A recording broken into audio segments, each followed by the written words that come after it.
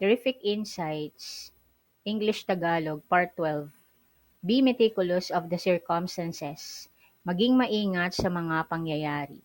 Pick what's morally fair on top of money. Pumili ng mga bagay sa moral patas sa ibabaw ng pera.